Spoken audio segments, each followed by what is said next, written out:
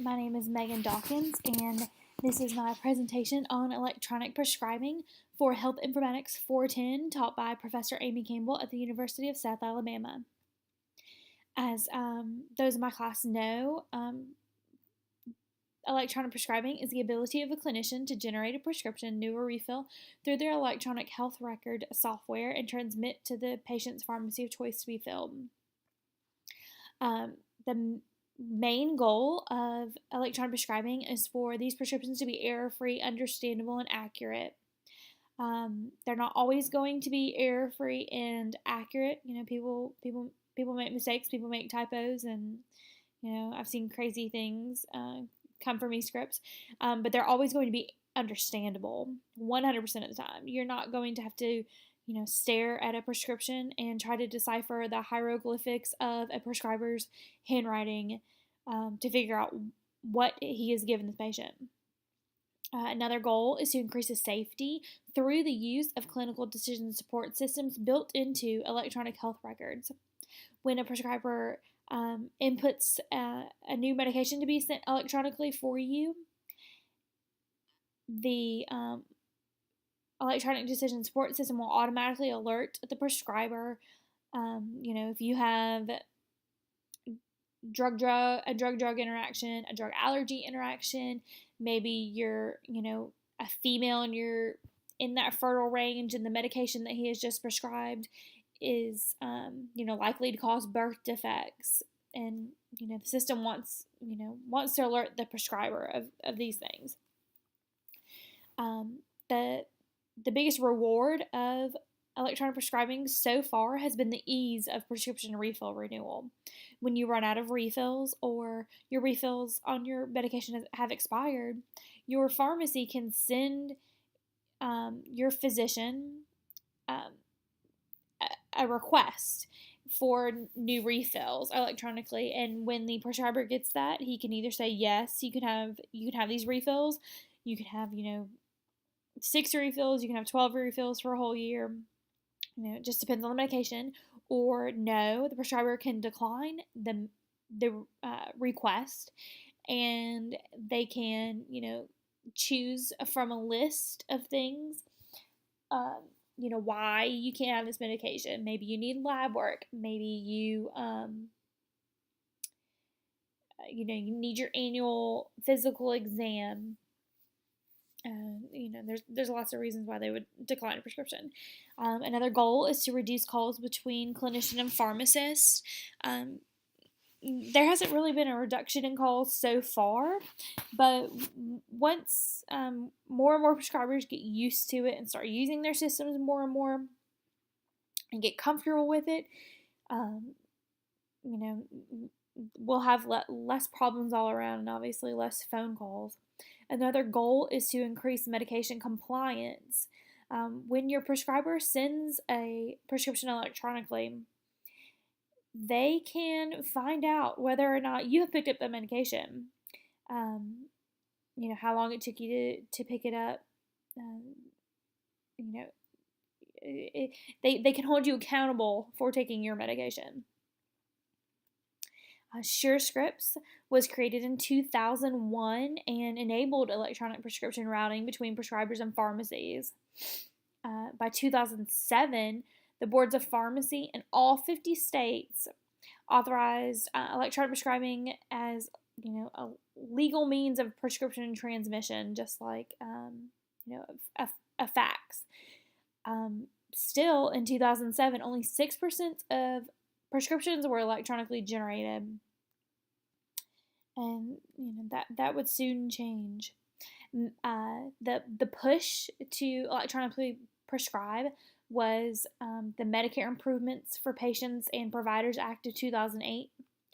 Medicare provided a monetary incentive for prescribers to use to send electronic prescriptions. They were given a bonus on their reimbursement rates from Medicare between 2009 and 2013, but by 2012, if you were not sending electronic prescriptions and you were capable, they actually reduced your reimbursement rate for the services you were giving, Medicare patients. Another thing to point out is that they only asked for 25 prescriptions to be sent electronically for Medicare patients annually. They only wanted to see 25 prescriptions sent. So, some physicians see more than 25 patients in a day. 25 is not a large number, and I believe that this helped a lot of prescribers. There wasn't a big goal to shoot for. They just had to do it and get it over with. The success, Medicare knew that they were sending these prescriptions because they had to report it under the Patient Quality Reporting Initiative.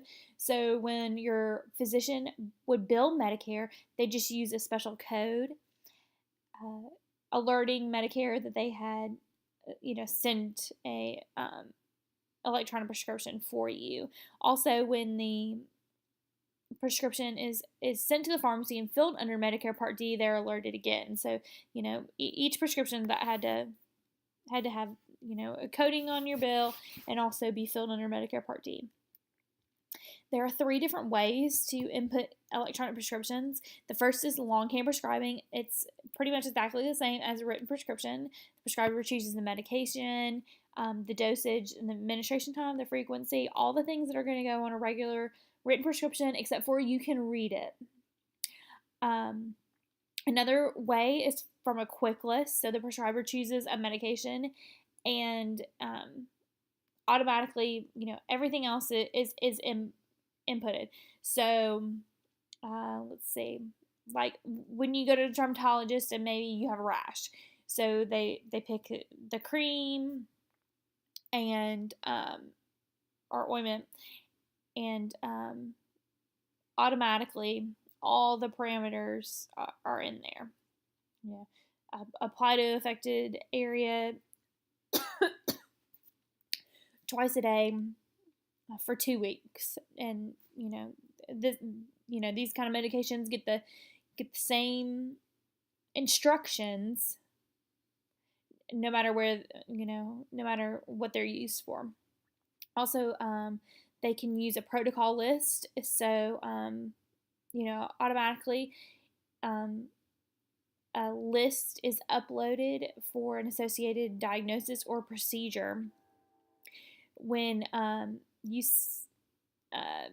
let's see, an example is when you go to the gastroenterologist and you need colonoscopy. So the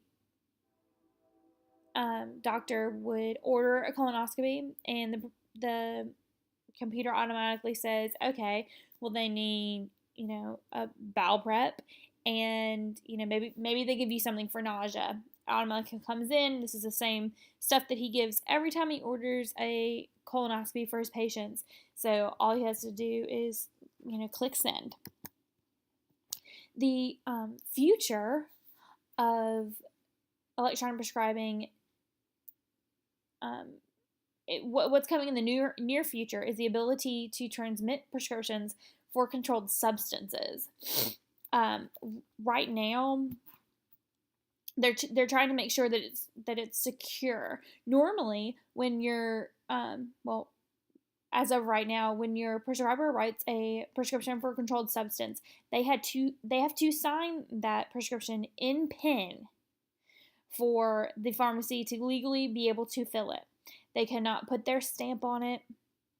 They cannot, type it out. Most states' controlled substances cannot be faxed. You have to have a paper prescription. They're trying to make sure that, when they allow electronic prescriptions for controlled substances, that it is secure, that no one else can send electronic prescriptions. The DEA is proposing that you choose 2 of the 3 methods, which is something like a password, something you have, maybe a card, you would swipe a USB drive,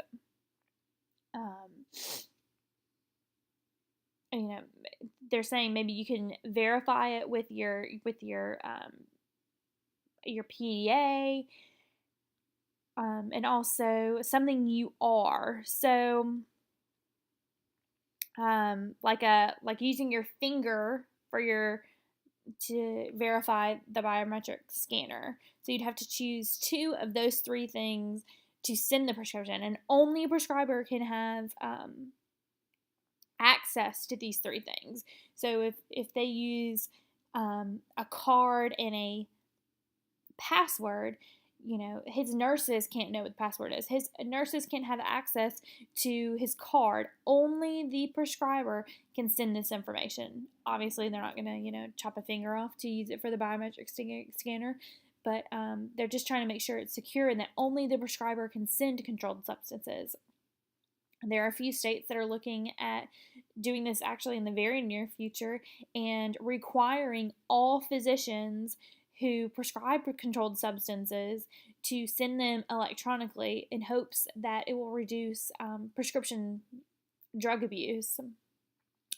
So that's a good thing that's coming. I'm just going to leave you with a little quote from Mark Twain. He wrote in a doctor's hand, the hand which from the beginning of time had been so disastrous to the apothecary and so profitable to the undertaker. I hope everyone liked my presentation, and I hope everybody does well on their final exams, and have a great summer.